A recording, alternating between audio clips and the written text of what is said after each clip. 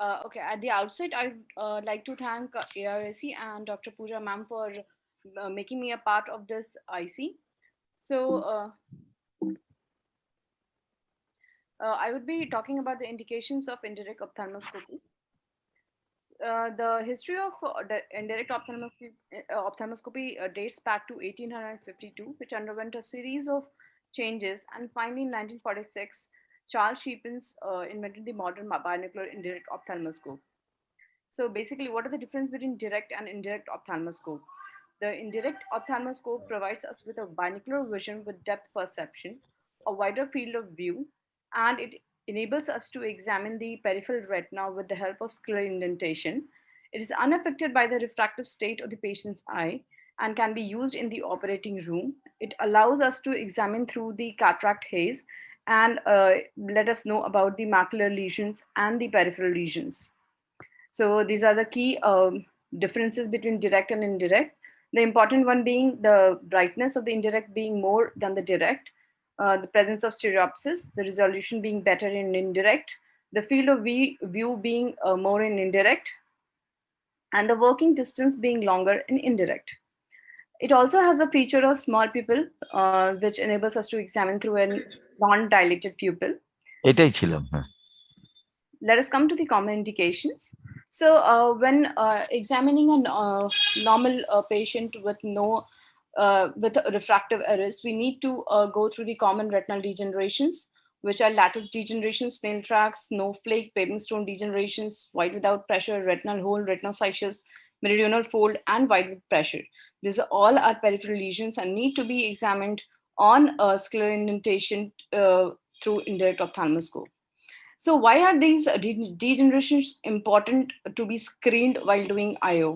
So there are certain degenerations which predisposes to RRD, the commonly being lattice degeneration, snail track, retinoschisis, white without pressure, retinal hole, and meridional fold with retinal hole. So here we see a lattice degeneration in the superonasal quadrant of the left eye, while in the periphery we see a snail track degeneration with a hole there. These are all yellow-white spots seen in the periphery of the left eye. This is an example of an atrophic retinal hole seen in the inferior periphery. So this is yellow-white patches which we see in the between the equator and the mid-periphery. This is an example of white without pressure. So retinoschisis needs to be differentiated from retinal detachment, which we can do on IO. So these are key features on IO which helps us differentiate between retinoschisis and retinal detachment. So this is an example of a meridional fold with a hole at the apex.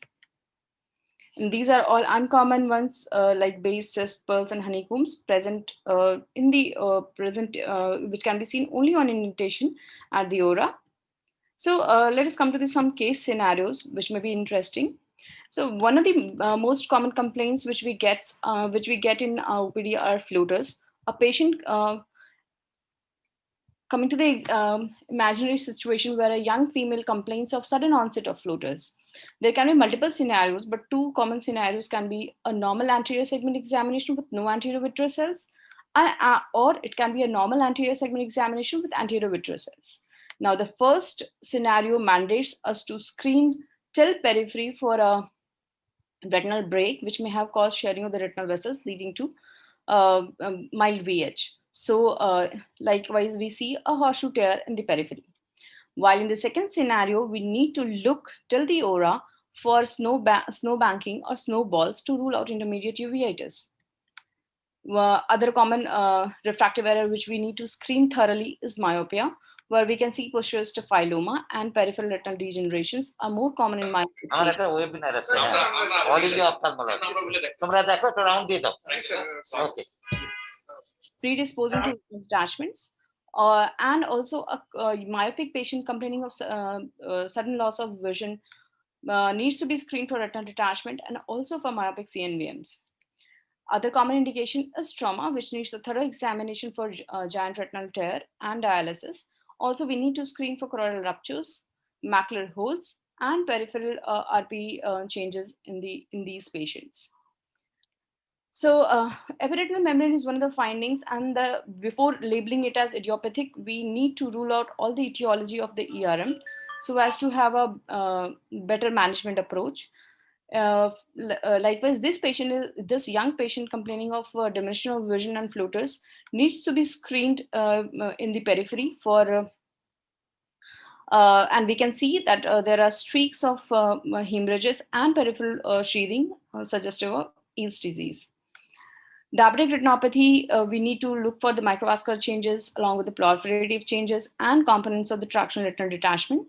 Likewise, choroidal neovascularization needs to be screened for AMD and PCV, along with we have to look for drusen's in these patients. In retinal vascular disorders, the common being the retinal vein occlusions, the CRVO, along with the disc, we need to look for disc edema and the peripheral dilatation and tortuosity, and specifically look for NVEs, which will lead us to which will help us to better manage the patient by photocoagulation. And we need to look for emboli in retinal arterial occlusions. So one of the confusing situations when not examined properly will be CSCR and retinal detachment, because a large NSD in case of CSCR, if not properly screened till periphery, will misdiagnose it as retinal detachment, while a retinal detachment, if not properly evaluated, will be mistaken for a CSCR, if not properly evaluated. So retinal detachment patients also need to be examined till periphery for HSTs, lattice with holes, and any other breaks which have predisposed this patient to retinal detachment. In uveitic patient, examination through vitreous haze is enabled by the bright light. We have to look for the URM, look for granulomas and other characteristic uveitic lesions, along with peripheral vascular sheathing and snow banking and snowballs in these patients.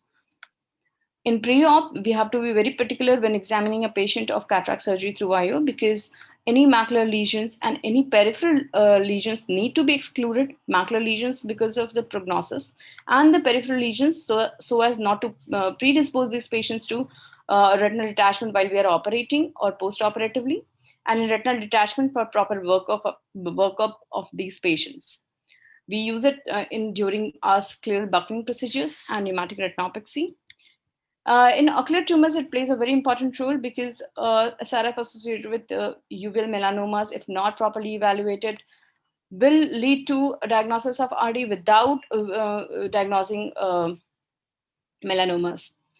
One of the very important roles of IO lies in pediatric vascular disorders evaluation, especially in cases of ROP, because these lesions are in zone 2 or zone 3, which needs to be screened only through the IO, not possible through the DOs. And Coats disease, one of the common diseases of the childhood, also needs a thorough peripheral examination for telangiectasias and the exudations. Retinoblastoma also needs to be examined under EUA to rule out multiple foci of calcifications. This is an example of an X-linked retinoschisis, and we need to look for peripheral veils in these patients to make a diagnosis of XLR. So also, a child with nystagmus is a very characteristic indication for doing indirect ophthalmoscopy. And briefly coming to the non-contact slit lamp biomicroscopy, this is the mechanism of non-contact slit lamp biomicroscopy, and it is very important tool for evaluating the macular lesions. One of the new indications which we have come across in this COVID era is fundus evaluation, be it a non-COVID patient or a COVID patient. We need to examine without physical contact, making ourselves safe and the patient safe from us also. So as to conclude, eye examination is not complete without a meticulous indirect ophthalmoscopy. Thank you.